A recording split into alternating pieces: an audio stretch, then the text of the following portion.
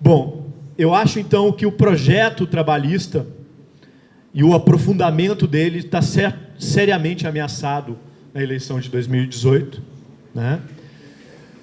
Eu acho que até a própria possível candidatura do Lula sofre um risco, né, pelo grau de conservadorismo que a sociedade brasileira começa a ter, né, impulsionada pelos meios de comunicação. Para isso, eu queria dizer para vocês que, no final do ano passado, eu estive em Fortaleza e tive uma boa conversa com Ciro Gomes, e eu digo para vocês, ele é um trabalhista que talvez tenha todo um espaço daqui a pouco para o partido tentar trazer ele para o PDT, e daqui a pouco ter 2 candidatos de centro-esquerda, Lula pelo PT, e daqui a pouco, já que o PDT sinaliza essa ruptura, e não adianta romper se não tiver uma alternativa de projeto, encabeçado por um candidato à presidência da República, e na minha opinião o Ciro Gomes está aí, né, e ele acaba meio que casando com muito da ideologia trabalhista, e com esse discurso de Projeto Nacional de Desenvolvimento. É só procurar qualquer vídeo do Ciro Gomes e ouvir ele falar, vocês vão ver muitas coisas que a gente está debatendo aqui, e está aí, né, para ser procurado pelo partido. Tá? Também deixo de antemão à disposição para mais adiante trazer uma palestra sobre o meu livro, O Projeto de Nação do Governo João Goulart. Estou à disposição, né, Leonardo, etc. Tá aí, espero ter contribuído. Desculpe ter me estendido um pouco, mas o assunto, e até pela primeira vez do convite, né, a gente fica com vontade de falar bastante. Tá? Então, muito obrigado a todos. Tá?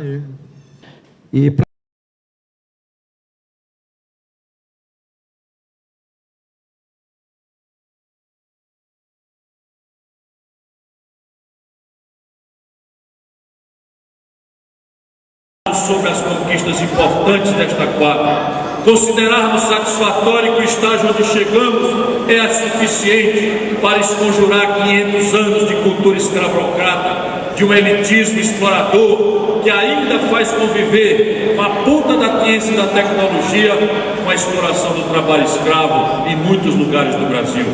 Por isso o enunciado da CTB é o que se impõe como método ao debate, por um projeto nacional de desenvolvimento. Para mim, uma experiência de 30 anos de luta, com muitas contradições, nenhuma delas no campo moral, eu entendo bastante bem o que quer dizer cada palavra dessa.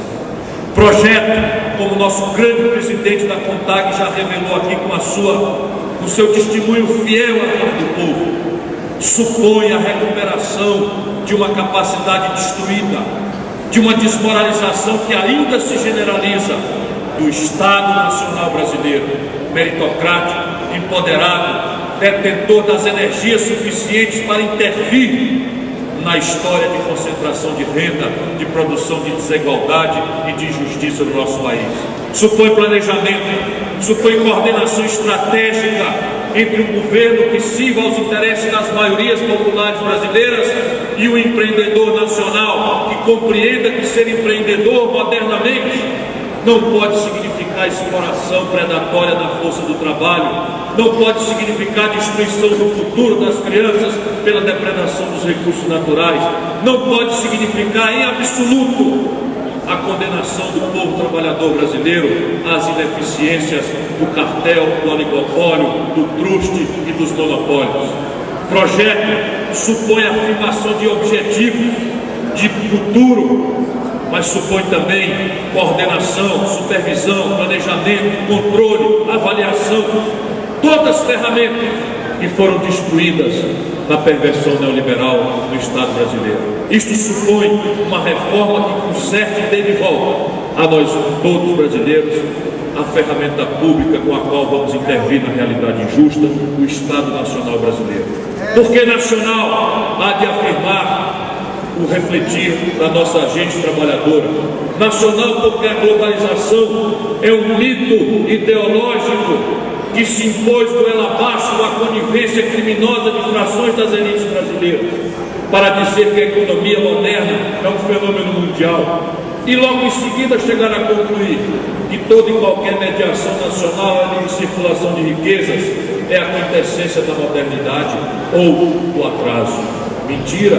mentira criminosa, mentira que entre nós nos tirou de 4% de desemprego para 14%, mentira criminosa que entre nós tirou-nos de uma dívida pública de 38% do PIB em 500 anos de história, para explodi-la a 78% do PIB em apenas 8 anos de perversão neoliberal. Mentira de um projeto que vendeu na Bacia das Almas 100 bilhões de dólares no patrimônio nacional e ao mesmo tempo trouxe a menor taxa de investimento público desde a Segunda Guerra Mundial, que fez correr nas universidades um terço dos mestres e doutores, que fez faltar energia do país e chegou a calamidade do apagão, sem falar na destruição das estradas, sem falar, enfim, em todo o constrangimento do arrocho salarial, do arrocho dos aposentados, da destruição da capacidade de educar pública que o setor brasileiro acabou perdendo. Tudo isso tem que devolver a nós a coragem de afirmar que o Brasil quer integrar o mundo, que o Brasil defende uma ordem mundial assentada na justiça, na paz, no multilateralismo, na não intervenção estrangeira, na não prepotência, no respeito aos recursos naturais, mas o Brasil quer integrar esta ordem mundial, submetendo a sua integração ao interesse de 200 milhões de compatriotas brasileiros que têm uma incrível E por que desenvolvimento? Porque há mais de uma década o Brasil ganha produtividade na economia. Desculpem, eu quero falar assim mesmo como merece o povo trabalhador brasileiro. Se a nossa grande imprensa prefere novelizar o escândalo, nós precisamos ajudar o nosso povo a compreender de fato o que está acontecendo e aonde de fato as coisas da realidade se definem. O Brasil, gente compatriota, ganha há mais de uma década produtividade a razões recorde no mundo, mais de 3% de produtividade, que vocês sabem, significa a troca de gente por máquina na agricultura, gente por máquina no banco, gente por máquina no comércio, gente por máquina na indústria, produzindo muito mais com menos gente. E este ganho de produtividade, dependendo da política que domina esta ou aquela quadra histórica deste ou daquele país, significa uma oportunidade para incrementar a participação dos salários na renda nacional. Pois bem, enquanto o Brasil galopava como ninguém no mundo nos ganhos de produtividade, a massa salarial brasileira encolheu. O salário mínimo despencou a 76 dólares. E agora, nós temos a massa salarial em expansão e o salário mínimo equivalente a 250 dólares. Isso significa que há uma margem importante para o Brasil incorporar ainda agora parte expressiva desse ganho de produtividade, dando um galope no enfrentamento do desemprego, que ainda fere 9 em cada 100 brasileiros sadios para o trabalho. E entre os jovens, metade dos jovens desempregados, tendo por perspectiva de futuro o medo, a violência, o desencanto ou o escapismo mortal das drogas e da descrença na luta coletiva que a política representa. Reduzir, portanto, a jornada de trabalho a 40 horas não significará nada para o Brasil, senão a possibilidade de 1 milhão de trabalhadores que vamos criar esse ano de empregos, mais 2 milhões de pessoas no Brasil se incorporarem ao mercado de trabalho. Isso incrementa aquilo que a nossa estratégia de enfrentamento da crise já revelou.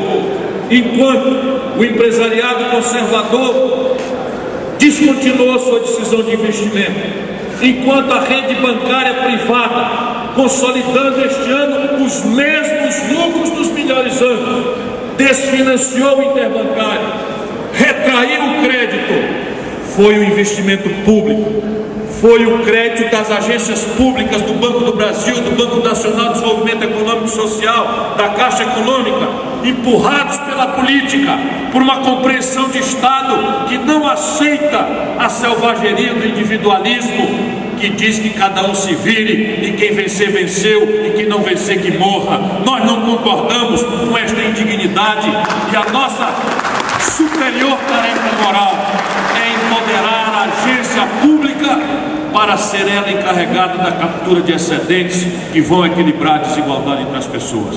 Por isso, gente querida, o Projeto Nacional de Desenvolvimento é fundamental.